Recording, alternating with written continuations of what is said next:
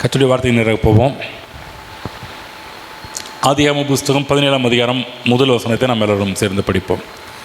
Abraham 99 வயதான போது கர்த்தர் ஆபிரகாமுக்கு தரிசனமாகி, நான் சர்வ வல்லமையுள்ள தேவன், நீ எனக்கு முன்பாக நடந்து கொண்டு உத்தமனாய் இரு.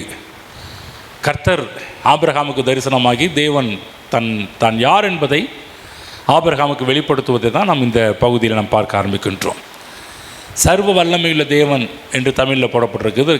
இதற்கு எபிரேய பதிப்பில் பார்த்தீங்கன்னா எல்ஷடாய் என்று சொல்லக்கூடிய வார்த்தை பயன்படுத்தப்பட்டிருக்கிறது. எல்ஷடாய் என்று சொன்னால் 3 அர்த்தங்களை குறிக்கிறது என்று சொன்னேன். அதுக்கு முதல் அர்த்தம் சர்வ வல்லமையுள்ள தேவன், இரண்டாவது அவர் அநேகரை போஷிக்கக்கூடிய ஒரு தாய் பறவை, மூன்றாவது போதுமானதற்கும் அதிகமானவர். தேவன் நம்முடைய வாழ்விலே போதுமானதற்கும் அதிகமானவராக இருக்கிறார் என்பதைத்தான் நாம் என்ன பண்ண ஆரம்பித்தோம் என்றால், ஒரு சில வாரங்களுக்கு முன்பாக நாம் தியானிக்க ஆரம்பித்தோம். எந்த அளவுக்கு நாம் தேவனை அறிந்து கொள்கின்றோமோ அந்த அளவுக்கு நம்முடைய நல்வாழ்வு அங்கு தான் அடங்கியிருக்கிறது. தேவனை அறிந்து கொள்ள நாம் தொடர்ந்து கீழே போவது கிடையாது. நல்வாழ்வுக்குள்ளாக தேவன் நம்மை கொண்டு போவார். வேதம் சொல்கின்றது 3 யோவான் 2ஆம் வசனத்திலே, பிரியமானவனே, உன் ஆத்மா வாழ்கிறது போல நீ எல்லாவற்றிலையும் வாழ்ந்து சுகமாயிரு. தேவனுடைய திட்டம் பார்த்தீங்களா, நம்ம எல்லாவற்றிலையுமே வாழ்ந்து சுகமாக இருக்க வேண்டும் என்பது தேவனுடைய திட்டமாக இருக்கின்றது. ஆனால் இங்கு தேவனை குறித்து யோவான் வெளிப்படுத்தும் போது தேவனுடைய ஒரு மாறாத திட்டம், மாறாத விருப்பம் என்னவென்று சொன்னால், நாம் எல்லாவற்றிலையும் வாழ்ந்து சுகமாக இருப்பது தான். ஆனால் இந்த இடத்துல ஒரு நிபந்தனையை இங்கு கொடுக்கிறார். என்ன நிபந்தனை என்று சொன்னால், உன் ஆத்துமா முதலாவது வாழ வேண்டும்.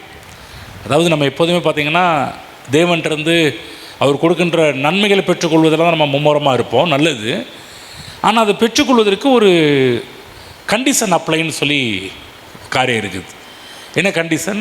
உன் ஆத்துமா வாழ்கிறது போல. அப்போ எந்த அளவுக்கு ஆத்துமா வாழ்கிறதோ அப்போ ஆத்துமா என்று சொன்னால் மனம், சிந்தனை, யோசனை சம்பந்தப்பட்ட ஒரு காரியம். அதாவது அறிவு இருக்கின்ற ஒரு இடம் இந்த மனம் என்று சொல்லக்கூடிய ஆத்துமா. அப்போ இந்த மனதிலே, நம்முடைய ஆத்துமாவிலே தேவனை குறித்த ஒரு நல்ல படத்தை உருவாக்க வேண்டும். தேவனை குறித்த என்ன படம்? தேவன் போதுமானதற்கும் அதிகமானவர் என்கின்ற அறிவு நம்முடைய ஆத்துமாவிலே பெருகும்போது, அதை நாம் அறிந்து கொள்ளும்போது, நம்முடைய வாழ்விலே பரிசுத்த ஆவியானவர் இயற்கைக்கு அப்பாற்பட்ட ஒரு வல்லமையை நம்முடைய வாழ்விலே செயல்படுத்தி, நம்ம என்னத்தை அறிந்து கொண்டோமோ, என்னத்தை நாம் புரிந்து கொண்டோமோ அதற்கு தகுந்தாற் போல் தேவன் நம்முடைய வாழ்க்கையை மாற்றி அமைக்கிறவராக இருக்கின்றார். ஆகவே கிறிஸ்தவ ஜீவியம் என்பது ஏதோ பக்தி பரவசத்தில் மிதக்கின்ற ஒரு ஜீவியம் அல்ல. அந்த நேரத்தில் நம்ம கிறிஸ்தவ ஜீவியத்தை அப்படியே காண்பித்து விட்டார்கள். பக்தியாகவே இருக்கிறது நல்லது, ஆனால் அது மட்டும் அல்ல கிறிஸ்தவ ஜீவியம் என்பது. அப்போ வாழ்ந்து காட்டுவது, நம்முடைய தேவன் யார் என்பதை குறித்த ஒரு அறிவினால் நிறைந்து நம்முடைய வாழ்வு அறிய தேவனை குறித்த ஒரு வெளிச்சத்துக்குள் போக போக தேவனுடைய வார்த்தையில் சொல்லப்பட்ட பிரகாரமாகவே அவரை அறிந்து கொள்ளும்போது நடக்கின்ற அற்புதங்களும் அதிசயம் நடக்கும்போது நம் இந்த பூமியிலே வாழ்ந்து காட்டுகின்ற ஜனங்களாக இருப்போம். ஆகவே கிறிஸ்தவ மார்க்கம் ஒரு வெறும் பக்தி மார்க்கம் மட்டுமல்ல, அது வெற்றியின் மார்க்கம், அது சுகத்தின் மார்க்கம். ஆண்டவராகிய இயேசு கிறிஸ்து கூட வேதத்தில் ஒரு வசனம் சொல்லியிருக்கிறாரு. யோவான் புஸ்தகம் 10ஆம் அதிகாரம் 10ஆம் வசனத்திலே, திருடன் திருடவும் கொல்லவும் அழிக்கவும் வருகிறான் என்று வேறு ஒன்றுக்கும் வரான், நானும் அவைகளுக்கு ஜீவன் உண்டாயிருக்கவும் அந்த ஜீவன் பரிபூர்ணப்படவும் வந்தேன் என்பதாக இயேசு கிறிஸ்து சொல்கிறார். பரிபூரணம் இல்லைங்களா? பூர்ணம் என்பது வேற, சம்பூர்ணம் என்பதும் வேற.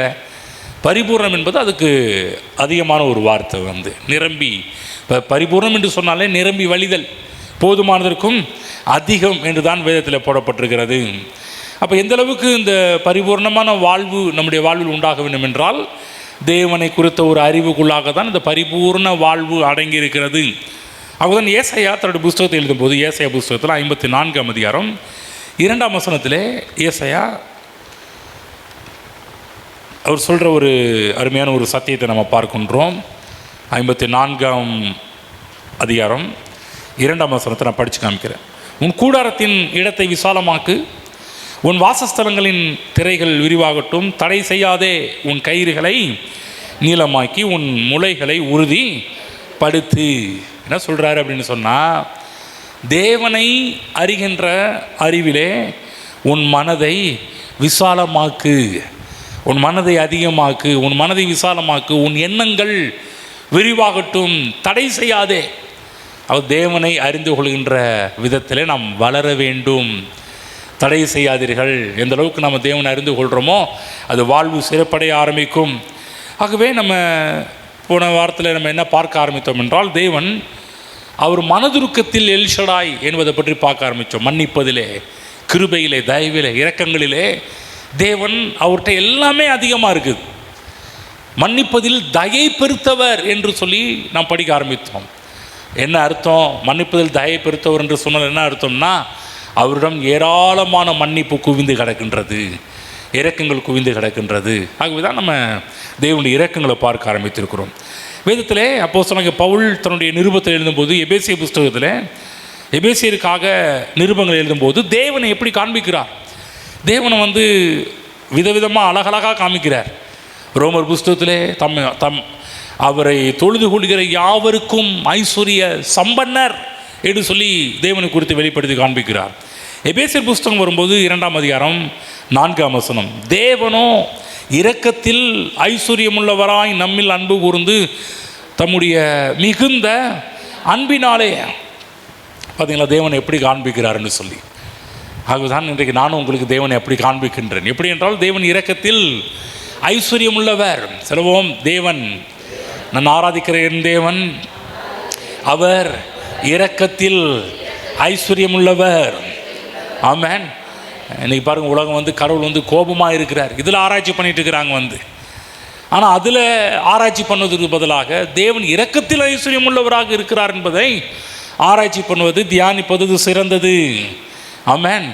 தேவன் என் மீது கோபமாக இருக்கிறார் என்று சொல்லி தியானிப்பதை காட்டிலும், தேவன் என் மீது இரக்கத்தில் ஐஸ்வர்யம் உள்ளவராக இருக்கிறார் என்று எண்ணுவது நமக்கு நல்ல பலனை தரும், நல்ல ஆசீர்வாதத்தை கொடுக்கும். அதுதான் நம்முடைய வாழ்வில் சூழ்நிலை என்ன சொல்லுது என்பதை நம்புறதை நிப்பாட்டி விட்டு வேதம் என்ன சொல்கிறது என்பதை நாம் நம்ப கற்றுக்கொள்ள வேண்டும். இது எப்படின்னா, இந்த நேரம்லாம் கிணற்றுக்குள்ளே எவ்வளோ நிறைய தண்ணி இருந்தாலும் இந்த நேரத்தில் அவைகளை மொண்டு எடுத்தால் தான். இன்றைக்கெல்லாம் பாருங்கள், ரொம்ப பெரிய ஜெட்டெல்லாம் வந்துருச்சு, மோட்டர்லாம் வந்துருச்சு. கிணத்துல எவ்வளோ தான் தண்ணி இருந்தாலும் அழகாக அதை எடுக்கக்கூடிய விதத்தில் நிறைய காரியங்கள் உருவாகி இருக்கிறது. ஆனால் அந்த காலகட்டத்தில் எப்படி மொண்டு எடுப்பாங்களோ, இப்போ கூட என்ன பண்ணுறோம், மொண்டு உங்களுக்கு கொடுத்துட்ருக்குறோம். தேவன் யார் என்கின்ற வெளிச்சத்தை நாம் பார்த்து கொண்டிருக்கிறோம். ஆகவே போன வாரத்தில் படிக்கும்போது என்ன பார்த்தோம்னா, பாவ மன்னிப்பதில் தேவன் எப்படி தயை பெருத்திருக்கிறார், இந்த மன்னிப்பு உலகமெங்கும் பிரசங்கம் பண்ணப்பட வேண்டும் என்பது தேவ திட்டமாக இருக்கிறது என்பதை பற்றி நாம் படிக்க ஆரம்பித்தோம். லூக்கா 24:47 படிக்கின்றோம், எருசலேம் தொடங்கி பூமியின் கடைசி பரியந்தமும் தேவ இரக்கம் பிரசங்கிக்கப்படுவது தேவ திட்டமாக இருக்கிறது என்று சொல்லி நாம் பார்க்க ஆரம்பித்தோம். கண்ணுக்கு கண் பல்லுக்கு பல் என்று சொல்லாமல் தேவனுடைய இரக்கத்தை நாம் காண்பிப்போம் என்றால் அது சிறந்தது. பாருங்கள், பாவிகளுக்கே தேவன் இரக்கமுள்ள எல்ஷடாயாக இருப்பார் என்று சொன்னால், இன்றைக்கு பரிசுத்தவான்களாகிய நமக்கு எந்த அளவுக்கு அவர் இரக்கம் நம் மீது காண்பிப்பார் என்பதை புரிந்து கொள்ள வேண்டும். இயேசு கிறிஸ்து நேற்றும் இன்றும் என்றும் மாறாதவராக இருக்கிறார். வேத காலகட்டத்தில் எப்படி அவர் இரக்கத்தை தம் மக்கள் மீது பொழிந்தாரோ, நான் சொல்கிறேன், இன்றைக்கும் தேவன் அதே இரக்கத்தை நம்முடைய வாழ்வில் காண்பிக்கிறவராக இருக்கின்றார். உயிர் தெளிந்த பிற்பாடு கூட தொடர்ந்து அந்த இரக்கத்தை நம் மீது காண்பிக்கிறவராகவே இருக்கிறார். எபிரேயர் புஸ்தகம் 4ஆம் அதிகாரம் 16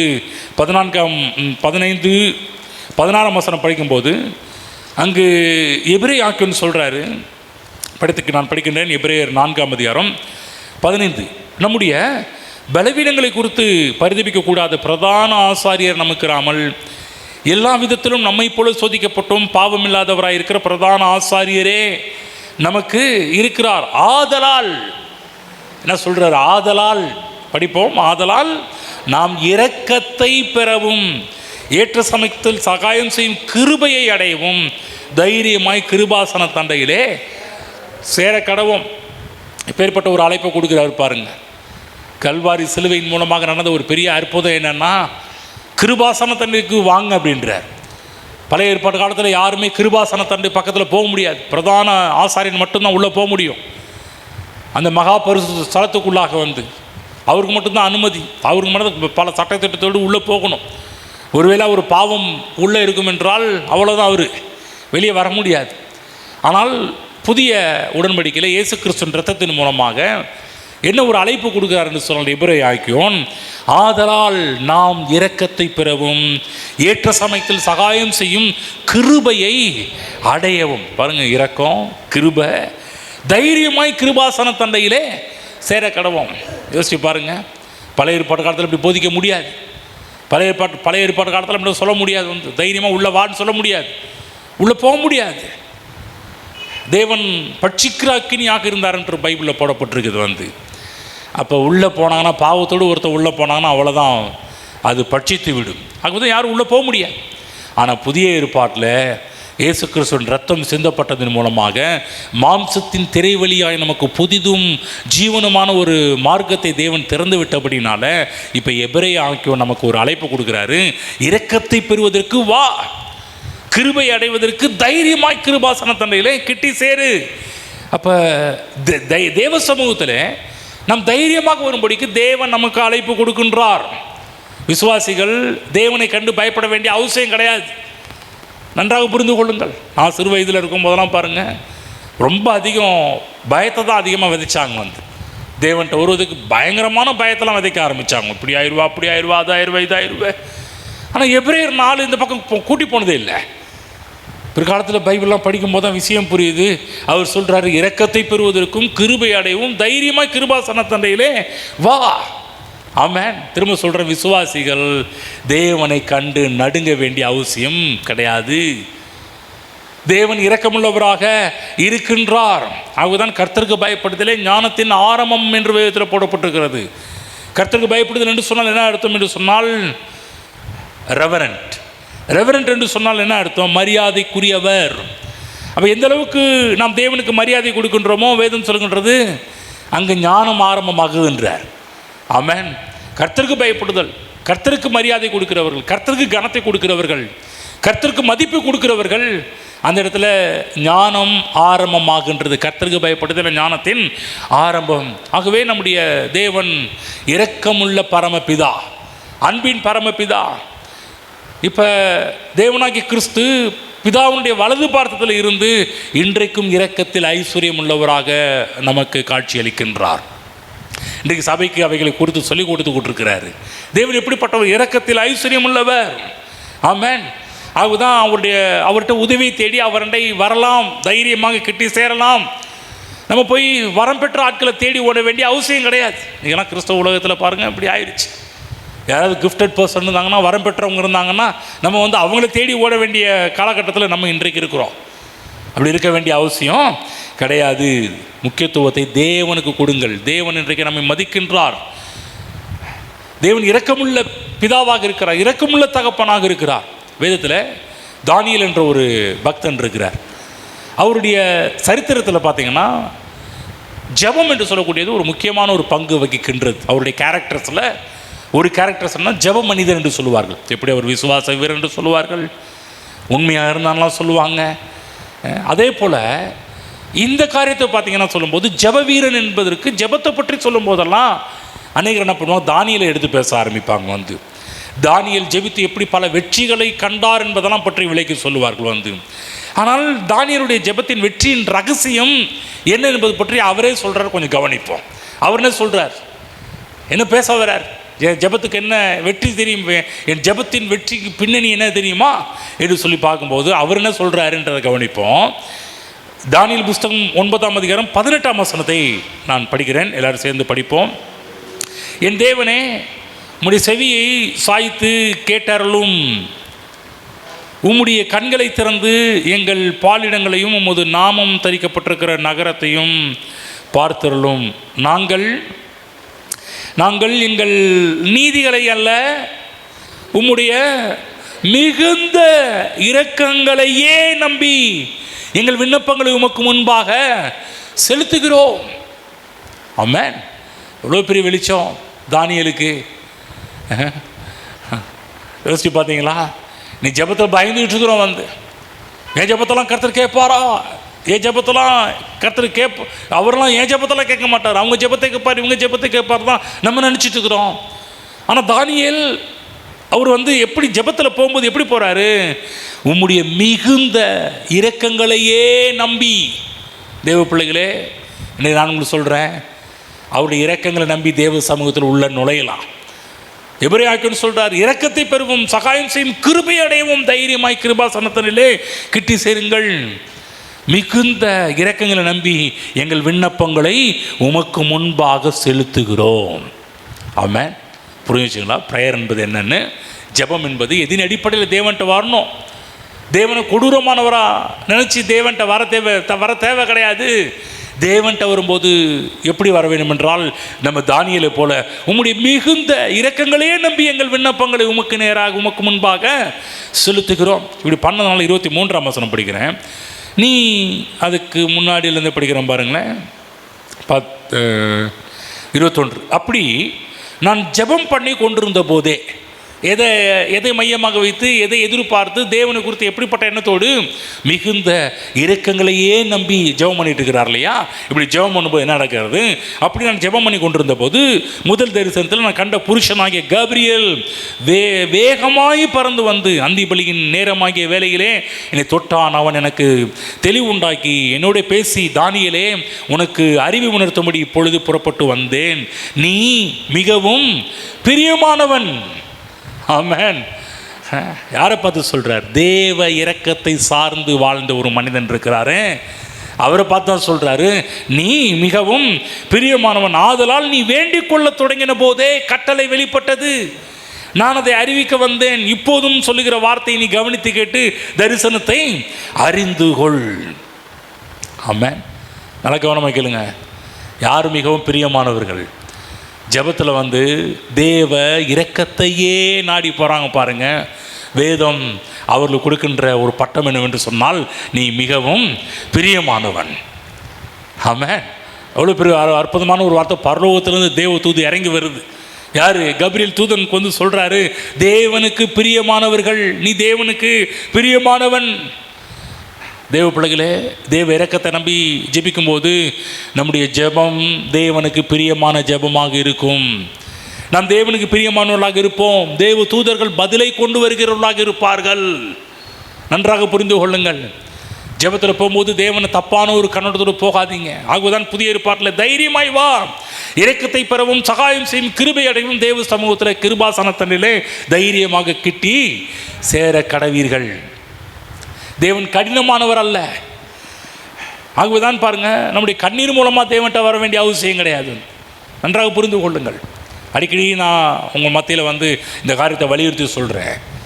தேவன்கிட்ட வரும்போது ஓன்னு ஒப்பாரி வச்சுட்டு வர வேண்டிய அவசியம் கிடையாது. நம்முடைய கண்ணீர்னால் தேவனுடைய மனதை மாற்ற வேண்டிய அவசியம் கிடையாது.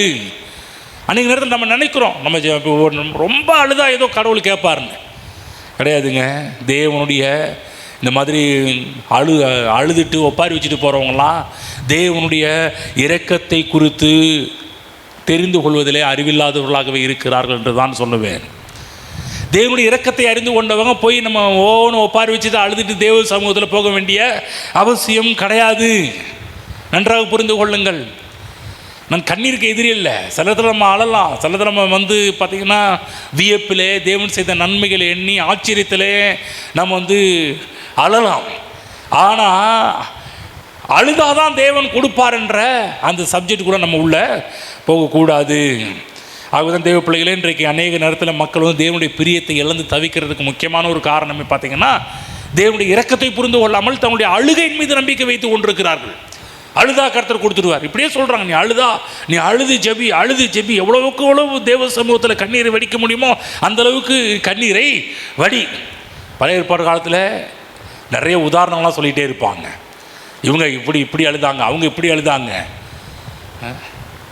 அன்னாள் அவள் தேவ சமூகத்தில் எப்படி அழுதாள், அதெல்லாம் பேச ஆரம்பிப்பாங்க. ரைட்டு, நான் புதிய உடன்படிக்கைக்குள்ளே வரேன்.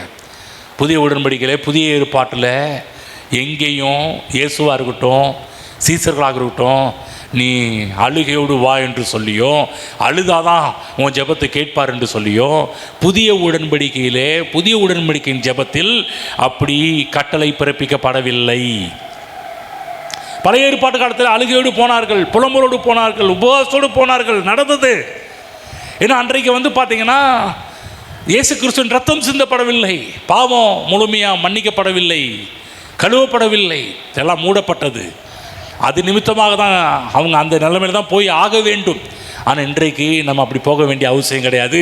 ஏனென்றால் கர்த்தராகிய இயேசு கிறிஸ்து தன்னுடைய ரத்தத்தை சிந்தி நம்மை மீட்டிருக்கிறார். தேவனுடைய சமூகத்தில் தைரியமாய் வரக்கூடிய ஒரு அவர் இரக்கத்தை பெறுவதற்கு சகாயம் செய்யும் கிருபை அடையும் தைரியமாக தேவ சமூகத்தில் வரக்கூடிய ஒரு திராணியை கொடுத்திருக்கிறார். பழைய ஏற்பாட்டு காலத்தில் யாரும், திரும்ப சொல்கிறேன், தைரியமாய் கிருபாசனத்தனிலே போகவே முடியாது. ஆனால் அப்படிப்பட்ட பழைய ஏற்பாட்டு காலத்தில் ஒரு பக்தன் அவர் ஜெபம் பண்றார், உம்முடைய இரக்கத்தையே நம்பி, மிகுந்த இரக்கத்தை, சும்மா இல்லை சாதா சொல்ல, உம்முடைய மிகுந்த இரக்கத்தையே நம்பி ஜெபம் பண்ண வரேன்னு சொல்லி, வேண்டுதல் பண்ண வரேன்னு சொல்லி சொல்கிறத நம்ம வேதத்தில் பார்க்க ஆரம்பிக்கின்றோம். ஆமென். தேவன் இரக்கத்தில் ஐஸ்வர்யம் உள்ளவர். இந்த எண்ணம் நமக்குள்ளே எப்போதும் ஒழித்து கொண்டு நம்முடைய காதில் தொனித்து கொண்டே இருக்க வேண்டும். புரிஞ்சுங்களா என்ன சொல்லிட்டு இருக்கிறோன்னு? தேவன் நம்முடைய குடும்பத்திற்கு இரக்கத்தில் ஐஸ்வர்யம் உள்ளவராக இருக்கிறார். தேவன் என்னுடைய வேலையிலே இரக்கத்தில் ஐஸ்வர்யம் உள்ளவராக இருக்கிறார். தேவன் நம்முடைய ஊழியத்திலே இரக்கத்தில் ஐஸ்வர்யம் உள்ளவராக இருக்கிறார் என்று எண்ண வேண்டும். அந்த சத்தியத்தை மனதில் கொண்டு போய் பதித்து கொள்ள வேண்டும். இதற்கு ஒத்தது போல பேச வேண்டும். இதற்கு இசைவாக நாம் எண்ண வேண்டும். ஆகவே எந்த அளவுக்கு தேவனுடைய வார்த்தைக்கு இசைந்து போகின்றோமோ, நான் சொல்கிறேன், அங்கு போதுமானதற்கும் அதிகமான இரக்கங்களை நாம் நம்முடைய வாழ்வில் பார்க்க முடியும். 1 தீமோத்தேயு 3:14 சொல்லப்பட்டிருக்கிறது, தேவன் மாம்சத்திலே வெளிப்பட்டார். ஆமென். இயேசு யார்? மாம்சத்தில் வெளிப்பட்ட தேவகுமாரன். இயேசு கிறிஸ்து ஏன் இந்த உலகத்துக்கு வந்தார்?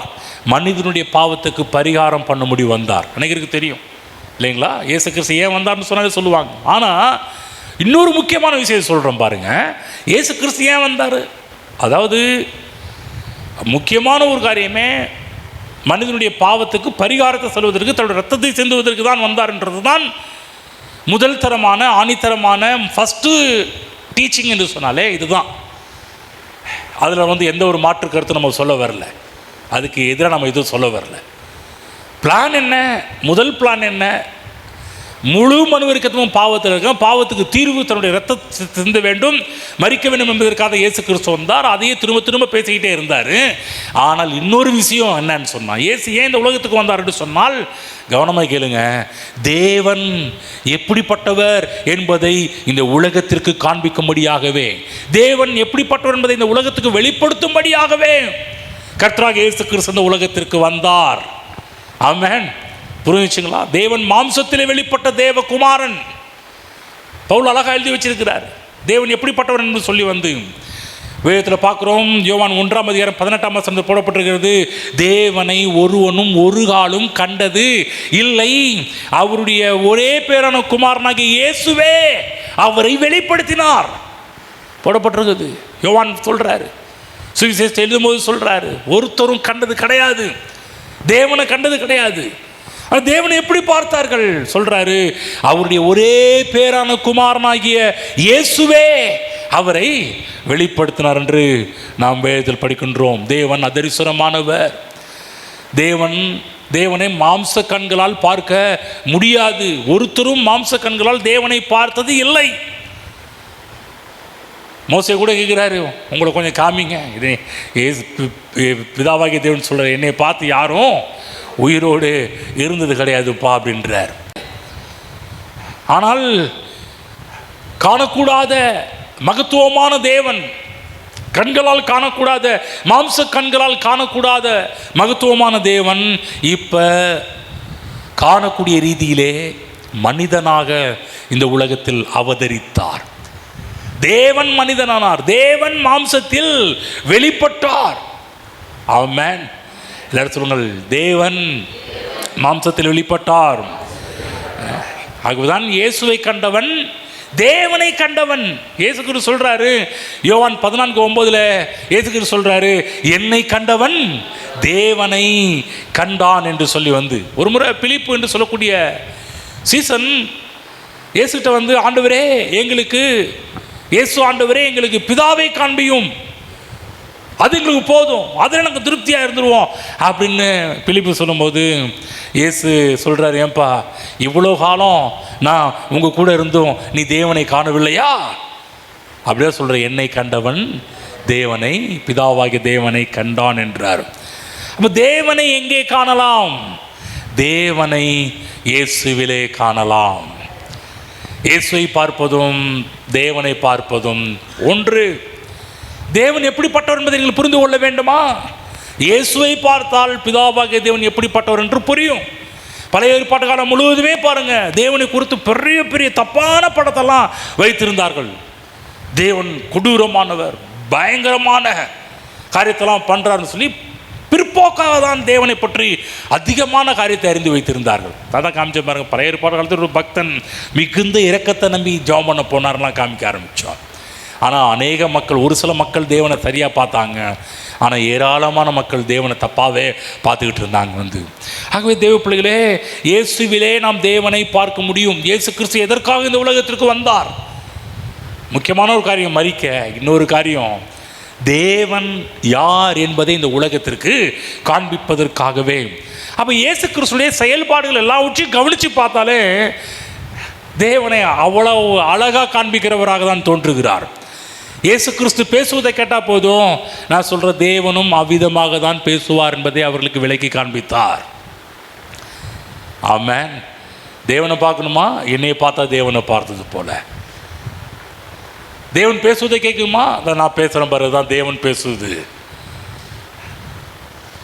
பைபிள் போடப்பட்டிருக்குது. எபிரேய புஸ்தகம் போவோம், 1ஆம் அதிகாரம் 1-2 எபிரேயாக்கியோன் இயேசு கிறிஸ்துவை குறித்து போதிப்பதற்கு முன்பாக ஒரு அழகான ஒரு காரியத்தை, முதலாவது தன்னுடைய நிருபத்தை எழுதும் போதே ஃபர்ஸ்ட் ஸ்டார்டிங்லேயே எப்படி எழுதுறாரு பாருங்க. எபிரேயர் புஸ்தகம் 1ஆம் அதிகாரம் 1-2 படிக்கிறேன். பூர்வ காலங்களில் பங்கு பங்காகவும் வகை வகையாகவும் தீர்க்கதரிசிகள் மூலமாய் பிதாக்களுக்கு திருவுளம் பற்றின தேவன். பார்த்தீங்களா, பழைய ஏற்பாடு காலத்தில் பல தேவதாசர்கள் மூலமாக தம்மை மனுக்குலத்துக்கு வெளிப்படுத்தின தேவன் கடைசியாக இந்த கடைசி நாட்களில் குமாரன் மூலமாய் நமக்கு திருவுளம் பற்றினார். இவரை சர்வத்துக்கும் சுதந்திரவாளியாக நியமித்தார். இவரை கொண்டு உலகங்களையும் உண்டாக்கினார். கவனமாய் கேளுங்கள். இந்த நாட்களிலே பிதாவாகிய தேவனை எப்படி நமக்கு வெளிப்படுத்த, யார் மூலமாக வெளிப்படுத்துகிறார்?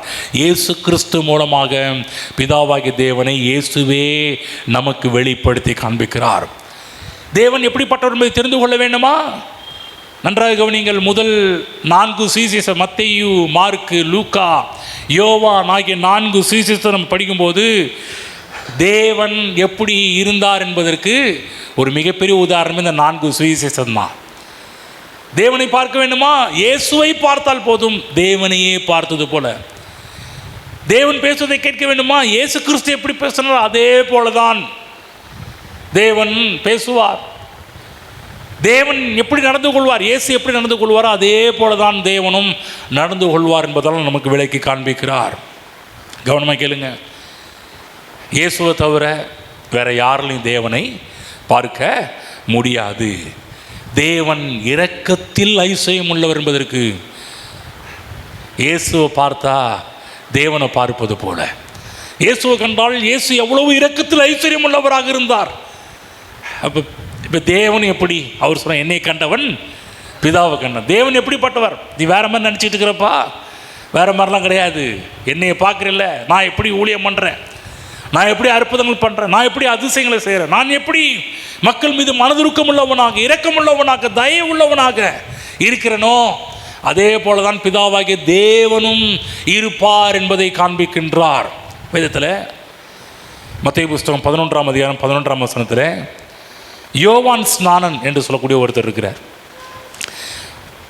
இயேசு கிறிஸ்து இந்த யோவான் ஸ்நானனை பற்றி சொல்லும்போது பழைய ஏற்பாட்டு காலத்தில் இருக்கிற பரிசுத்தவான்கள்லேயே தீர்க்கதரிசிகள்லேயே இவரை போல ஒரு பெரிய ஆள் இல்லை என்ற அளவுக்கு இயேசு கிறிஸ்து யோவானை பற்றி பேசுகிறார். யோவான் மத்தேயு புஸ்தகம் 11ஆம் அதிகாரம் 11ஆம் வசனம் படித்து காண்பிக்கிறேன், எடுத்துக்கொள்ளுங்கள். ஸ்திரீகளிடத்தில் பிறந்தவர்களில் யோவான் ஸ்நானனை பார்க்கிலும் பெரியவன் ஒருவனும் எழும்பினது இல்லை, ஆகிலும் பரலோக ராஜ்யத்தில் சிறியவனாய் இருக்கிறவன் அவனிலும் பெரியவனாய் இருக்கிறான் என்று உங்களுக்கு மெய்யாகவே சொல்லுகிறேன். என்ன சொல்றாருன்னா, அப்புறம் பாருங்க 12ஆம் வசனம், யோவான் ஸ்நானன் காலம் முதல் இதுவரைக்கும் பரலோக ராஜ்யம் பலவந்தம் பண்ணப்படுகிறது, பலவந்தம் பண்ணுகிறவர்கள் அதை பிடித்து கொள்ளுகிறார்கள். கவனமாக கேளுங்க தேவ பிள்ளைகளே, ஒரு விஷயம் சொல்கிறேன். சொல்லப்போனால் மாம்சீக பிரகாரமாக யோவான் ஸ்நானன் இயேசு கிறிஸ்துவுடைய இனத்தான். இந்த இடத்துல பார்க்குறோம், ஏரோதியாருடைய வஞ்சகத்தின் நிமித்தமாக யோவான் ஸ்நானன் கொலை பண்ணப்படுவதை இந்த பின்னணியில் நாம் பார்க்கின்றோம். பின்னணியில் பார்க்கும்போது பார்த்தீங்கன்னா, இயேசுவின் அவருடைய சீசர்கள் யோவானுடைய சரீரத்தை அடக்கம் பண்ணிட்டு இயேசு கிறிஸ்துவ செய்தி அறிவிக்கிறாங்க. மாம்சீக பிரகாரமாக இயேசு கிறிஸ்துவுக்கும் சில துக்கங்கள் இருந்தது. சொந்தக்காரர் வேற, சொந்தக்காரங்க இறந்துட்டா எல்லாருக்கும் துக்கம் இருக்கிறது போல் அவருக்கும் துக்கம் இருக்குது. இந்த செய்தியை கேட்ட உடனே இயேசு கிறிஸ்து என்ன பண்ணான்னா, வனாந்திரமான ஒரு இடத்திற்கு போனார் என்று வேதத்தில் போடப்பட்டிருக்கிறது. கவனமாக கேளுங்க. மத்தேயு புஸ்தகம் போவோம், 14ஆம் அதிகாரம் 14ஆம் வசனம். இயேசு கிறிஸ்து இந்த இவரை குறித்த துக்க செய்திலாம் கேட்டுட்டு போய் தனித்திருக்கிறார். எடுத்து படிப்போம். 14ஆம் அதிகாரம் எடுத்துக்கொள்வோம். அங்கு 11ஆம் வசனத்தில் படிக்கிறேன். அவனுடைய சிரசை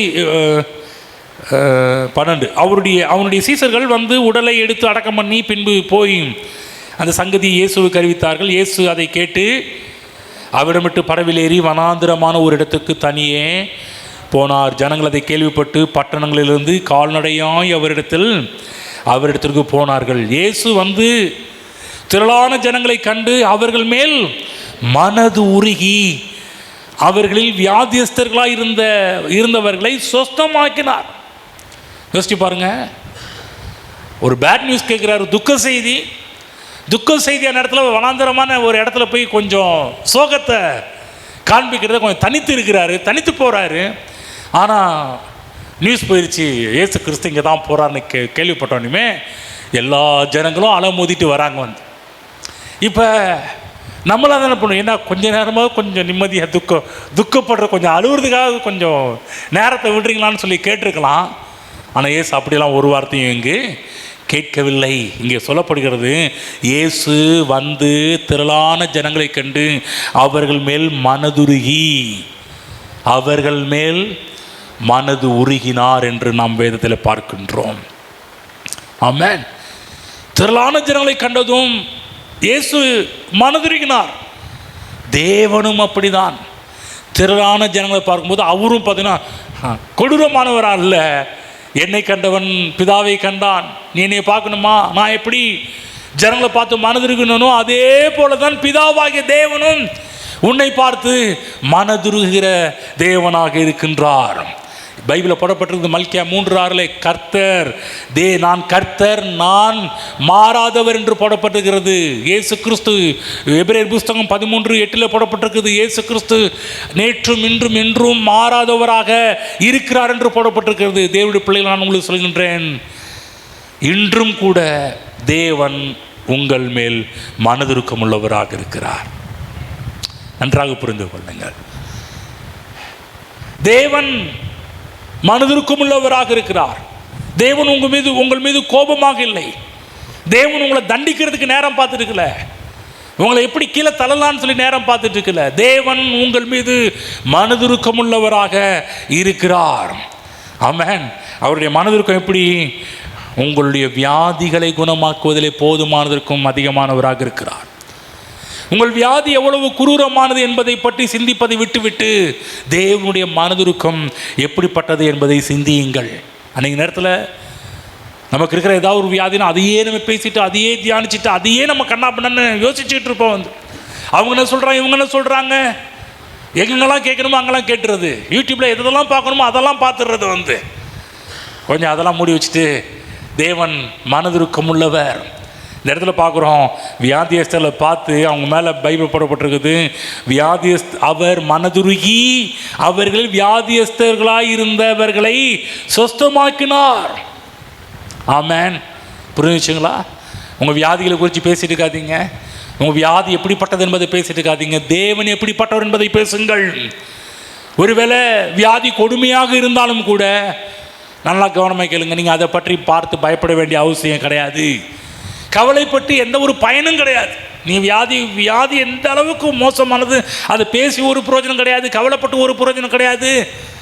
நீங்கள் பயந்து ஒரு பிரயோஜனம் கிடையாது. கண்ணீர் விட்டு ஒரு பிரயோஜனம் கிடையாது. நன்றாக கவனமாக கேளுங்க. மாறாத ஒரு பிரமாணம் புதிய ஏற்பாட்டில் கொடுக்கப்பட்டிருக்கிறது. உன்னுடைய விசுவாசத்தின்படியே உனக்கு ஆக கடவுது. உன் கண்ணீரின்படி அல்ல, உன் விசுவாசத்தின்படி உனக்கு ஆக கடவுது.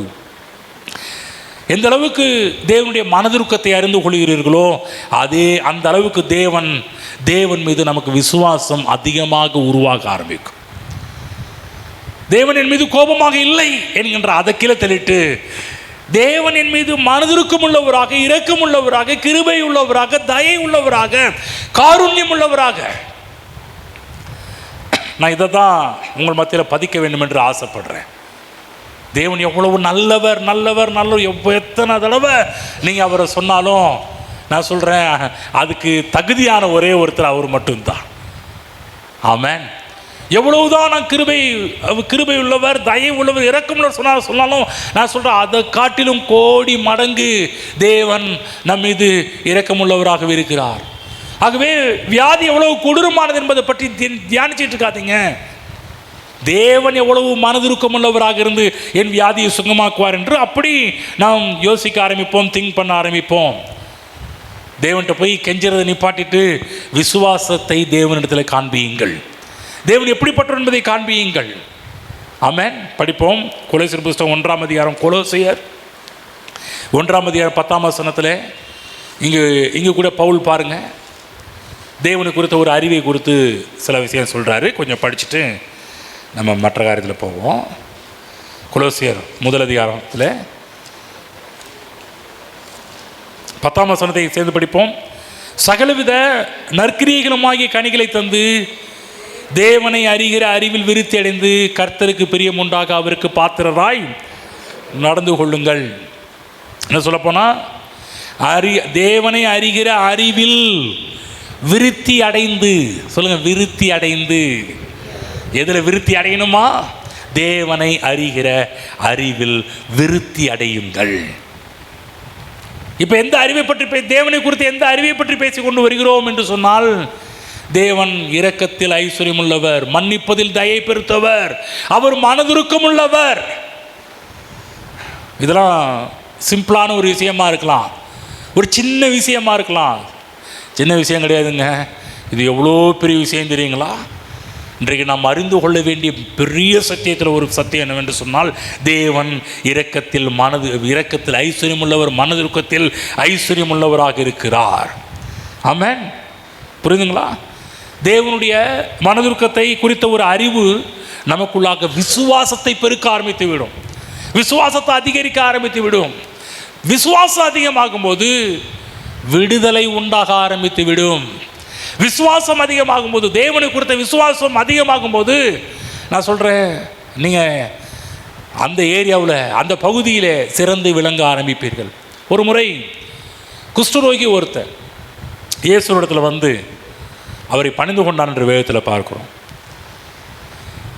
குஷ்டரோகிக்கு இயேசு கிறிஸ்துடைய வல்லமையின் மீது நம்பிக்கை இருந்தது. இயேசு என்னை சுகமாக்குவாரா? சுகமாக்குவார், அவருக்கு இந்த இதை செய்யக்கூடிய வல்லம் அவர்கிட்ட இருக்குதுன்னு அதெல்லாம் நம்பிக்கை இருந்துச்சு. ஆனால் குஷ்டரோகிக்கு தேவனுடைய வல்லமையை நம்பின அந்த மனிதன் அவருடைய மனதுருக்கத்தின் மீது நம்பிக்கை இல்லை. அதனால் அவருக்குள்ள ஒரு சந்தேகம். என்ன சந்தேகம்னா, இவர் என் மேலே மனதுருக்கம் உள்ளவராக இருக்கிறாரா என்ற ஒரு சந்தேகம் அவனுக்குள்ளே இருந்துச்சு. ஆகதான் இயேசு கிறிஸ்துட்ட போய் என்ன கேட்குறாருன்னா, மார்க்கு புஸ்தகம் 1ஆம் அதிகாரம் 41ஆம் வசனத்தை படித்து காமிக்கிறேன் பாருங்கள். அந்த குஷ்ட ரோகி என்று சொல்லக்கூடியவன் என்ன பண்ணனான்னு சொல்லிட்டு 41 இயேசு, அதுக்கு முன்னாடி படிக்கிறேன் பாருங்கள். 40. அப்பொழுது குஷ்டரோகி ஒருவன் அவரிடத்தில் வந்து அவர் முன்பாக முழங்கால் படியிட்டு, உமக்கு சித்தமானால் என்னை சுத்தமாக்க உம்மால் ஆகும் என்று வேண்டிக் கொண்டான். உமக்கு சித்தமா? உமக்கு சித்தமா? உமக்கு பிரியமா? என்னை குணமாக்குவதில் நீ உமக்கு வல்லம் இருக்குன்னு எனக்கு தெரியும். என்னைய குணமாக்குவதில் உங்களுக்கு வல்லம் இருக்குதா? அதாவது வல்லமை நம்பினான். இயேசு கிறிஸ்து என் மேலே மனதுருக்கம் உள்ளவரா, என் மீது இரக்கம் உள்ளவரா என்ற ஒரு சந்தேகம் அவனுக்குள்ள இருந்துச்சு. ஆகவே தான் மார்க்கு எப்படி எழுதுறாருன்னா, இயேசு மனதுருகி கையை நீட்டி அவனை தொட்டு எனக்கு சித்தம் உண்டு, சுத்தமாகு என்றார். யோசிச்சு பாருங்க. வரலாற்று ஆசிரியர்கள் சொல்றாங்க, இந்த குஷ்டரோகி வந்து முத்தன குஷ்டரோகியம். அப்படியே ரொம்ப சொல்கிறாங்களே ஃபைனல் ஸ்டேஜ்னு சொல்கிற, கடைசி கட்டன்றான். அப்படிப்பட்ட ஒரு ஸ்டேஜ் இருக்கிறவங்கள பக்கத்துலேயே போக முடியாமா, அவ்வளோ துர்நாற்றம் அவங்க மேலே வீசுமா. ஆனால் அவனுக்குள்ள ஒரு டவுட் இருந்துச்சு, என்னைய சுகமாக்கல அவனுக்கு பிரியம் இருக்குதா, அவருக்கு இஷ்டம் இருக்குதா? பைபிளில் போடப்பட்டிருக்கு. மார்க் அழகாக எழுதுகிறாரு, இயேசு மனதுருகி கையை நீட்டி அவனை தொட்டு எனக்கு சித்தம் உண்டு, சுத்தமாக. ஆமென். யோசிச்சு பார்த்தீங்களா? நான் சொல்கிறேன், இன்றைக்கும் பிதாவாகிய தேவன் அவர் எவ்வளோ மனதுருக்கம் உள்ளவராக இருக்கிறார் என்பதை இயேசுவின் மூலமாக வெளிப்படுத்துகிறார். என்னைய பார்க்குறியா, நான் எப்படி மனதுருகி இவனை சுகமாக்கணும், அதே போல தான் பிதாவாகிய தேவனும் அப்படிப்பட்டவர் தான். பைபிள் போடப்பட்டிருக்குது, படிப்போம். இப்படி அவர் சொன்ன உடனே மார்க் புத்தகத்தில் இருக்கின்ற ஒரு ஸ்பெஷல் பியூட்டி என்னன்னா, மார்க்கு பாருங்க, உடனேன்ற அவர் செஞ்ச உடனேன்ற ஒரு வார்த்தை அடிக்கடி வரும். நீங்கள் இந்த சுவிசேஷத்தை நீங்கள் படிக்கும்போது இந்த வார்த்தை அடிக்கடி நீங்கள் வருவது பார்ப்பீங்க. உடனே இமிடியேட்லி உடனே. இந்த இடத்துல மார்க்கு அந்த காரியத்தை நோட் பண்ணுற, குறித்து சொல்கிற, என்ன சொல்கிறாருன்னா, சொன்ன உடனே குஷ்டரோகம் அவனை விட்டு நீங்கிட்டு அவன் சுத்தமானான். ஆமென். நீங்கள் கூட இயேசுவுக்கு எல்லாம் முடியும், எல்லாம் வல்லமை இருக்குதுன்னு தெரியும். ஆனால் அவருடைய மனதுருக்கம் உங்கள் மீது விழ வேண்டும் என்று நீங்கள் எண்ணிக்கொண்டிருப்பீர் என்றால் நிச்சயம் சொல்கிறேன், என்னையெல்லாம் ஆண்டு நேசிப்பாரா, என் மேலாம் கிருபையாக இருப்பாரா, என் மேலாம் தயவாக இருப்பாரா, நான் எவ்வளோ பெரிய ஒரு பாவி, என்னைய ஒரு என் மேலே கிருபை காட்டுவாரா என்று நீங்கள் நினைத்து கொண்டிருக்கலாம். நான் உங்களை பார்த்து சொல்கிறேன், உங்கள் மீதும் தேவன் கிருபை உள்ளவராக தான் இருக்கிறார். ஆமென். மனதுருக்கம் உள்ளவராக தான் இருக்கிறார். அந்த குஷ்டரோகியை பார்த்து மனதுருகி அவனை தொட்டு சொஸ்தமாக்கின இயேசு, அவர் நேற்றும் இன்றும் என்றும் மாறாதவர். இன்றைக்கும் நம்மீது இயேசு பிதாவாகிய தேவன் மனதுருக்கம் உள்ளவராகவே இருக்கின்றார். உங்களையும் குணமாக்குவார், உங்கள் வியாதிகளையும் மாற்றி போடுவார். புரிஞ்சுங்களா சொல்லிட்டு இருக்கிறோன்னே, இயேசுவிலே தேவனை காண்கிறோம். தேவன் இரக்கத்தில் ஏராளமானவராக இருக்கிறார், போதுமானதற்கும் அதிகமானவராக தேவன் இருக்கிறார். அதே போல் லூக்கா புஸ்தகத்துக்கு போவோம். அங்கு 7ஆம் அதிகாரத்திலே நாயினூர் என்று சொல்லக்கூடிய ஒரு ஊரில் ஒரு விதவை தாய், அந்த விதவை தாய் கணவனை இழந்தவள். அவருக்கு இருந்து ஒரே ஒரு மகன். இயேசு கிறிஸ்து சொன்னார் இல்லையா, திருடன் திருடவும் கொல்லவும் அழிக்கவும் வருகிறான் என்று வேறு ஒன்றுக்கும் வரான். இந்த பிசாசு திருட்டு வேலையை செஞ்சுட்டு தொடர்ந்து அவங்க குடும்பத்தில் ஒரு அழிவை கொண்டு வந்து கொண்டிருக்கிறான். முதல்ல புருஷனை எடுத்தான், இப்போ மகனையும் தூக்கிட்டான். பாடையை சுமந்து கொண்டு வராங்க. லூக்கா 7ஆம் அதிகாரத்தில் அதை படிக்கின்றோம். 7ஆம் அதிகாரத்தில் பார்க்கின்றோம், படிப்போம். நான் படிக்கிறேன் பாருங்கள். 11. மறுநாளிலே அவர் நாயின் என்னும் ஊருக்கு போனார். அவருடைய சீசர் அநேகரும் திரளான ஜனங்களும் அவருடனே கூட போனார்கள். அவர் ஊரில் வாசலுக்கு சமீபத்த போது மரித்து போன ஒருவனை அடக்கம் பண்ணும்படி கொண்டு வந்தார்கள். அவன் தன் தாய்க்கு ஒரே மகனாயிருந்தான், அவளோ கைம்பெண்ணாயிருந்தாள். ஊராரில் வெகு ஜனங்கள் அவளுடன் கூட வந்தார்கள். கவனமாக கேளுங்க தேவ பிள்ளைகள், ஒரு காரியத்தை நோட் பண்ணுறேன். இயேசு கிறிஸ்து சொல்லப்போனால் நாயின் ஊருக்கு போனது அந்த அவனை எழுப்புறதுக்காகவே கிளம்பி போகிறார் வந்து, அவனை சுகமாக்குவதற்கென்றே அந்த இடத்துக்கு கிளம்பி போயிட்டு இருக்கிறார் வந்து. இயேசு கிறிஸ்து பார்க்குறோம், இயேசு கர்த்தர் அவளை பார்த்து அவள் மேல் மனதுருகி அழாதே என்று சொல்லி, யோசிச்சு பாருங்களா, தேவன் இயேசு மனதுருக்கமுள்ளவர். தேவனை பார்க்க வேண்டுமா? இயேசுவில் பார்க்க முடியும். உலகத்துக்கு காண்பிக்கிறார், இது குஷ்டரோகியை காமிச்சார். நீ ஒருவேளை தேவனை நீ தப்பாக நினச்சிருக்கிற மகனே, தேவன் உன்னுடைய அழிவுக்கு தேவன் காரணர் அல்ல, உன் சுகத்துக்கு தேவன் காரணர். உன் மீது மனதுருக்கம் உள்ளவர், உன்னை சுகமாக்க தேவன் சித்தமுள்ளவராக இருக்கிறார் என்பதை காண்பித்தார். இப்போ இன்னமா கூட ஏகப்பட்ட கன்ஃபியூஸில் குழம்பி வந்திருக்கலாம். என்ன கடவுளே, என் புருஷனை எடுத்துக்கிட்டேன், இப்போ என் பிள்ளைங்க எடுத்துக்கிட்டேன், இனிமேல் என் வாழ்க்கை எப்படி, என் நிலைமை எப்படி என்றெல்லாம் யோசித்து அழுது கொண்டு நின்றிருக்கலாம். இயேசு அவளை பார்த்து அவள் மேல் மனதுருகி அழாதே என்று சொல்லி, அடுத்து கிட்ட வந்து பாடையை தொட்டார். அதை சுமந்தவர்கள் நின்றார்கள். அப்பொழுது அவர், வாலிபனே எழுந்திரு என்று உனக்கு சொல்லுகிறேன் என்றார். யோசிச்சு பாருங்க, ஊராருடைய பரிதாபம் மரித்தவனை திருப்பி எழுப்பி கொண்டு வர முடியவில்லை. எவ்வளோ பேர் பரிதாபப்பட்டிருக்கலாம், அந்த அம்மா மேலே பரிதாபப்பட்டிருக்கலாம், ஐயோ போச்சே கஷ்டப்பட்டிருக்கலாம். பரிதாபம் ஒரு நாளும் உயிர்த்தெழுதலை கொண்டு வராது. இயேசு கிறிஸ்துடைய மனதுருக்கம் மட்டும்தான் அங்கு உயிர்த்தெழுதலை கொண்டு வரக்கூடியது. பரிதாபம் பெருசா மனதுருக்கம் பெருசான்னு கேட்டிங்கன்னா நான் சொல்ல மனதுருக்கம் பெருசு. ஆமென். எல்லா மக்களும் பரிதாபப்படுவாங்க, இயேசு கிறிஸ்து பரிதாபப்படல, மனதுருக்கினார். ஐயோ பாவம் அப்படிலாம் சொல்லிட்டு இருக்கலாம். மனதுருக்கத்துக்கும் பரிதாபத்துக்கும் ரொம்ப டிஃப்ரென்ஸ் இருக்குது. பரிதாபப்படவில்லை, இயேசு அவள் மேல் மனதுருகினார். மரண பவனி இப்போ ஜீவ பவனியாக மாறிடுச்சு. ஆமென். மரணத்தை சுமந்துக்கிட்டு இவன் மரணம், அது மரண பவனி கிடையாது, மரண ஊர்வலம் கிடையாது. இது இப்போ ஜீவ ஊர்வலமாக மாற்றப்பட்டது. பாடையில் படுத்திருந்தவன் இப்போ என்ன பண்ண, நடந்து வீட்டுக்கு போகிறான். எவ்வளோ பெரிய அற்புதம் பாருங்க. தேச கிறிஸ்து நேற்றும் இன்றும் என்று மாறாதவர். அன்றைக்கு அற்புதத்தை செய்த அதே தேவன் இன்றைக்கும் மனதிற்கும் உள்ளவராக நம்முடைய வாழ்க்கையிலும் இருக்கின்றார். ஒருவேளை நீங்கள் மரணத்தினால் சொல்லப்பட்டிருக்கலாம், இனி நம்பிக்கை இல்லை என்று சொல்லக்கூடிய துணி உங்கள் காதுகளில் விழுந்து கொண்டிருக்கலாம். நான் சொல்கிறேன், இயேசு கிறிஸ்துவின் மனதுருக்கம் மரணத்தை காட்டிலும் பெரியது. எல்லாரும் சொல்லுங்கள், இயேசுவின் மனதுருக்கம் மரணத்தை விட வலியது. ஆமென். ஏதாவது கொஞ்சம் கன்ஃபியூஸ், ஏதாவது வியாதி, பிரச்சனை, தரித்திரம், ஏதாவது சூழ்நிலை உங்களுக்குள்ளே இருக்கும்போது நீங்கள் நல்லா மனத்தில் பதிய வைத்துக் கொள்ள வேண்டும். இயேசு கிறிஸ்துடைய மனதுருக்கம் இதை காட்டிலும் பெருசு. என் பிரச்சனையை காட்டிலும் இயேசு கிறிஸ்துவின் மனதுருக்கம் பெருசு. என் வியாதியை காட்டிலும் இயேசு கிறிஸ்துடைய மனதுருக்கம் பெருசு. இது ஒன்றுமே இல்லை. நம்ம என்ன பண்ணக்கூடாதுன்னா, அதையே நினச்சி, அதையே சிந்திச்சு, அதை யோசிக்க கூடாது. ஒருவேளை வியாதி, பிரச்சனை, போராட்டங்கள் நேரத்தில் அதை சிந்திக்காமல், இயேசு அவர் எவ்வளவு இரக்கமுள்ளவராக இருக்கிறார், மனதுருக்கம் உள்ளவராக இருக்கிறார், இந்த பிரச்சனையில் அவருடைய மனதுருக்கம் எப்படி என் வாழ்விலே செயல்பட போகிறது என்கின்றதை நாம் சிந்திக்க வேண்டும். ஆமென். இயேசு கிறிஸ்துவின் மனதுருக்கம் மரணத்தை உங்கள் குடும்பத்திலிருந்தே விரட்டியடிக்க போதுமானதாக இருக்கின்றது.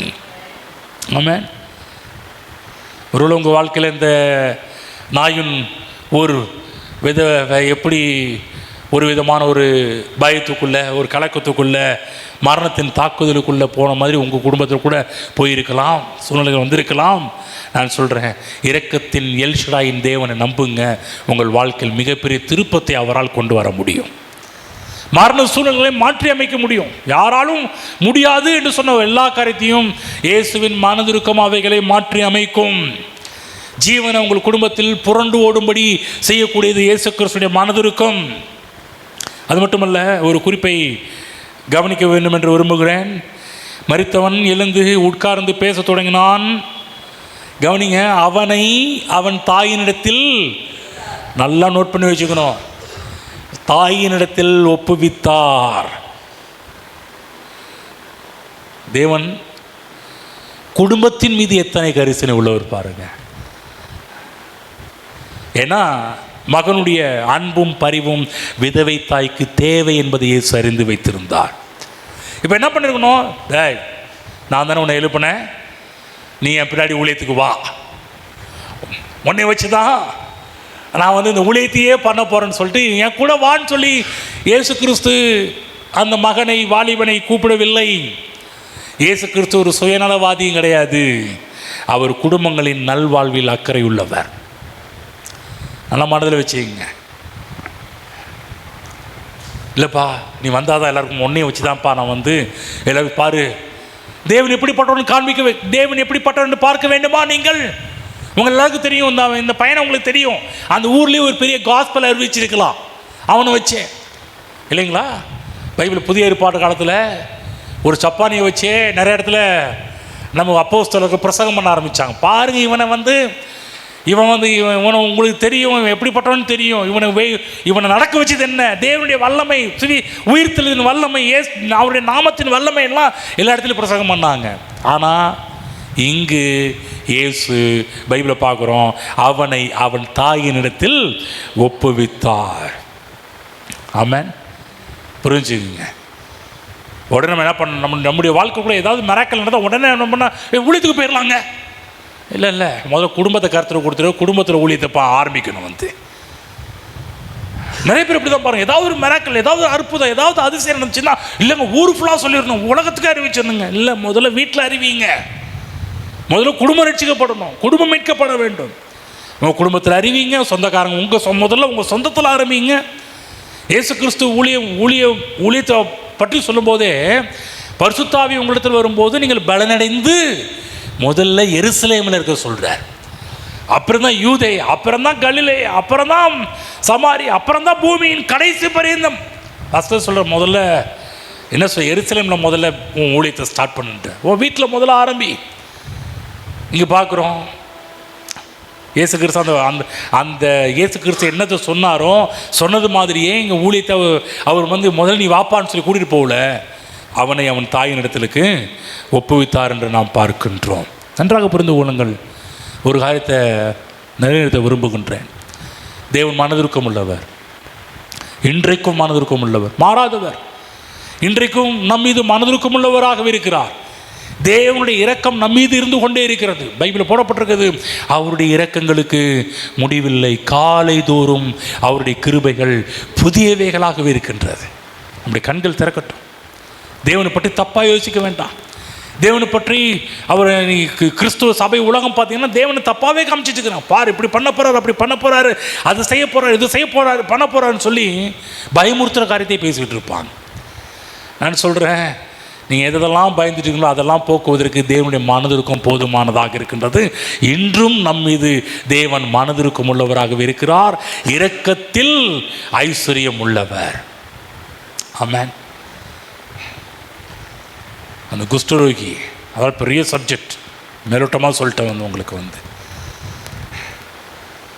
சுகமாக்கப்பட முடியாத ஒரு வியாதி, ஊரில் ஒதுக்கி தான் வைப்பாங்க. இன்ஃபெக்ஷன் ஆயிரும், தொற்று கிருமி, தொற்று வியாதி போல பாருங்க. இப்போ நியூஸ் பார்த்துட்டு இருப்பேன், 2 வாரமாக சென்னையில் காகங்கள்லாம் சுருண்டு கொத்து கொத்தா சொல்கிறாங்க, தொடாதீங்க, மாஸ்க் போட்டுக்குங்க. மக்கள் பாருங்கள் எப்படியெல்லாம் சொல்லி தொடாதீங்க, தொட்டிங்கன்னா அதனுடைய பறவை காய்ச்சல் உங்களை தொற்றிக்கொள்ள ஆரம்பிச்சிடும். கவனமாக கேளுங்க தேவ பிள்ளைகளே, பறவையே தொடக்கூடாதுன்னு நம்ம கவர்மெண்ட் அறிவிச்சு நம்ம ஆட்கள் சொல்லிட்டு இருக்கிறாங்க. இப்போ இந்த குஷ்டரோகம் அதை காட்டு இன்னைக்கெல்லாம் ஏகப்பட்ட மருத்துவங்கள் இருக்குது, ஏகப்பட்ட மெடிசன் இருக்குது மக்களை சுகமாக்குவதற்கு.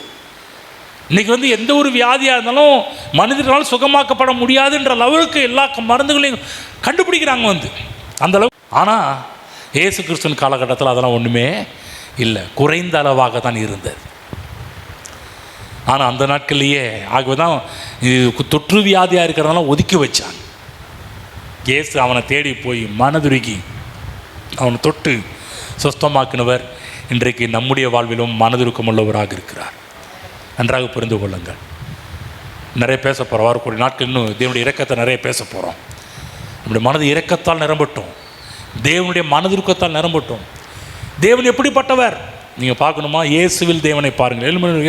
எழுந்து நிற்போம். தாயினிடத்தில் ஒப்புவித்தார். எவ்வளோ நல்ல தேவன் பாருங்கள். இன்றைக்கெல்லாம் ஊழியக்காரங்க தான் பிள்ளை ஒவ்வொரு டெய்லியும் கூட்டிகிட்டு போயிடுவாங்க. டெய்லியும் அந்த மீட்டிங் இந்த மீட்டிங் புக் பண்ணிடுவாங்க. அந்த எல்லா இடத்துலையுமே அவங்கள வச்சு இப்போ எப்படியெல்லாம் ஊழியத்தில் அப்படிலாம் கொண்டு போக ஆரம்பிச்சிடுவாங்க. அவருக்கும் ரொம்ப ஹெட்வைட் ஆயிரும், பெருமையாயிரும். கர்த்தர் பார்த்தாரு, உன் குடும்பத்தை பிசாசு நாசமாக்கி வச்சுருந்தான். உன் குடும்பத்தை பிசாசு சின்ன பின்னமாக ஆக்கி வச்சுருந்தான். ஆனால் தேவன் அப்படிப்பட்டவர் அல்ல. தேவன் இரக்கமுள்ளவர். நீ வீட்டில் இருந்து தேவனுடைய இரக்கத்தை காண்பி, தேவனுடைய மனதுருக்கத்தை காண்பி. உன் தாயின் மீது தேவனுடைய மனதுருக்கத்தை காண்பி. உன் இளைஞன பந்துக்கள் மீது தேவனுடைய மனதுருக்கத்தை காண்பி. தேவன் எப்படிப்பட்டவர் என்பதை காண்பி என்பதற்காகவே தேவன் அங்கே விட்டுட்டு வர்றார், கூட்டிகிட்டு போகல. 12 சீசர்கள் இருந்தாங்கப்பா, நீ 13ஆவது வந்து ஜாயின் பண்ணிக்கப்பா. இப்படியே இப்படி பண்ணாங்கன்னா அற்புதத்தை பற்றும் ஏராளமான பேர் அற்புதத்தை பெற்றான். அப்போ அத்தனை பேரையும் அத்தனை சீசர்னு சொல்லியிருக்கலாம். வந்து 12 பேர் தான் வச்சுருந்தார். இவனை 13ஆவும் கொண்டு வரல. குஷ்டரோகியை 14ஆவது ஒரு ஆளையும் கொண்டுட்டு வரல. அவ்வளோ பெரிய மிராக்கல். நீ கூட வந்தால் தான் என் பெரிய சாட்சி சொல்ல முடியும் அப்படின்னு சொல்லவே இல்லை. ஆமென். தேவன் சுகமாக்கி நீ எந்த இடத்துல, ஏன்னா நீ எந்த இடத்துல வெட்கப்பட்டியோ, எந்த இடத்துல அவமானப்பட்டியோ, அந்த இடத்துல தேவனுடைய இரக்கம் எப்படி வெளிப்பட்டது என்பதை சொல்லு, காண்பி. அந்த இடத்துல தலை நிமிர்ந்து நில்லு. அதுக்கு தான் தேவனுடைய இரக்கம் அங்கு உன்னுடைய வாழ்வில் செயல்பட்டிருக்கிறது. தலை குனிந்த இடத்துல தலை நிமிர பண்ணுகின்ற தேவன். ஆமென். நன்றி செலுத்துவோம். ஸ்தோத்திரம் பிதாவே. இன்றைக்கு பேச நம்முடைய வார்த்தைகளுக்கு நன்றி செலுத்திக்குவோம். அப்பா, நீர் இரக்கத்தில் ஐஸ்வர்யம் உள்ளவர். ஓ நன்றி. நீர் மனதுருக்கம் உள்ளவர். இன்றைக்கும் எங்கள் மீது மனதுருக்கத்தால் நிறைந்திருக்கிற தேவனாக இருக்கிறீர். எங்கள் மீது கோபமாக இல்லை. நீர் எங்கள் மீது இரக்கம் உள்ளவராக இருக்கிறீர், நல்லவராக இருக்கிறீர், தயவுள்ளவராக இருக்கிறீர். எங்கள் மீது காருண்யம் உள்ளவராக இருக்கிறீர், எங்கள் பட்சமாக இருக்கிறீர்.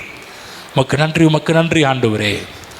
ஸ்தோத்திரம். நீர் எல் ஷடாய், போதுமானதற்கும் அதிகமானவர். உம்மிடத்தில் இரக்கங்கள், கிருபைகள், தயவு, மனதுருக்கங்கள் எல்லாம் போதுமானதற்கும் அதிகமாக இருப்பதற்காக நன்றி செலுத்துகிறோம் ஆண்டவரே. அப்பா, இன்றைக்கு வந்திருக்கிற ஒவ்வொரு குடும்பத்திலும் மனதுருக்கம் வீசுவதாக, மனதுருக்கத்தை யோசிப்பார்களாக, மனதுருக்கத்தை நினைப்பார்களாக. ஆத்துமா வாழ்வது போல ஆத்துமா மனதுருக்கத்தால் வாழட்டும் ஆண்டவரே. ஹல்லேலூயா. உன் ஆத்துமா வாழ்கிறது போல நீ எல்லாவற்றிலும் வாழ்ந்து சுகமாயிருன்னு சொல்கிறேன். உம்முடைய மனதுருக்கத்தால், இயேசு பிதாவாகிய தேவனுடைய மனதுருக்கத்தால், இயேசுவின் மனதுருக்கத்தால் இங்கே இருக்கிற ஒவ்வொருடைய மனது ஆத்துமா நிரப்பப்படட்டும் கர்த்தாவே. அதனால் உண்டாகின்ற நன்மைகளை வருகின்ற நாட்களில் நம்முடைய பிள்ளைகள் தொடர்ந்து தன்னுடைய குடும்பத்திலும், வாழ்விலும், ஊழியங்களிலும், ஆண்டவரே வேலைகளிலும் அவைகளை பார்க்கட்டும் என்று ஆசீர்வதிக்கின்றேன். பெரிய நன்மைகள் உண்டாவதாக. ஹல்லேலூயா. ஓ நன்றி ஆண்டவரே. ஸ்தோத்திரம் கர்த்தாவே. சுகம் உண்டாவதாக ஆண்டவரே. மரித்து போன ஆண்டவரே எல்லா காரியங்களும் உயிர்ப்பிக்கப்படுவதாக. ஹல்லேலூயா, ஹல்லேலூயா. ஸ்தோத்திரம் கர்த்தாவே. உலர்ந்த எலும்புகள் எல்லாம் உயிர் பெறுவதாக. நீர் இப்படி செய்வதற்கு நன்றி செலுத்துகிறோம். இந்த வார்த்தையை கேட்டு கொண்டிருக்கிற ஒவ்வொரு பேரும் மேலும் தேவனுடைய தயவு, தேவனுடைய மனதிற்கும் சொல்வதாக என்று ஆசீர்வதிக்கின்றேன். இயேசு கிறிஸ்து நாமத்தில் பிதாவே, ஆமென்.